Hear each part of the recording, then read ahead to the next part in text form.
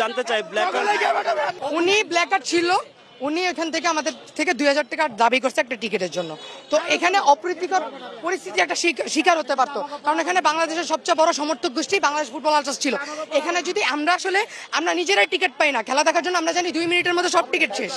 তো উনি এখানে যদি উনাকে সেভ না দিয়ে এখানে আনতো, উনি গণধোলাইয়ের শিকার হতো। আমার একটা ফ্রেন্ড বলতেছে যে ওর টিকিট লাগবে, দেন উনি এসে বলতেছে যে আমার কাছে টিকিট আছে, পার টিকিট 2000 টাকা করে। দেন ওই বললো 1500 টাকা করে হবে, বললো না 2000 টাকা লাগবে। ও বলছে যে আমার 3টা লাগবে, ও 3টা না তোমাকে 30 টাকা দেওয়া যাবে, পার টিকিট 2000 টাকা করে। এখন বিষয় হলো ওরা টিকিটগুলো পাচ্ছে কোথায়?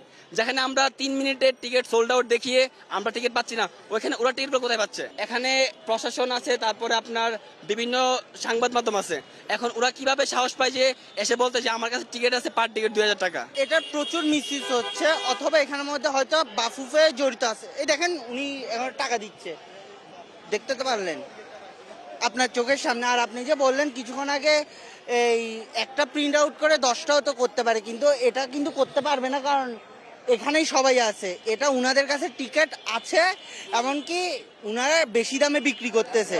ওরা নিয়ে আসছে, আনার পরে ওইখানে যেন কোনো রকম অপ্রীতিকর ঘটনা না ঘটে। ও যদি অপরাধ করে থাকে, এই জন্য আইন আছে, আইনের হাতে তুলে দিব। কিন্তু কোনো সাধারণ মানুষ ওর গায়ে হাত না দিক, এটা আমি চাই। ওর গায়ে যদি এই মুহূর্তে একটা টোকা কেউ দেয়, আরেকজন আরেকটা দিবে। ও এখন হাসপাতালে থাকতে এতক্ষণে, যদি ওখান থেকে সরাই না আনা হতো।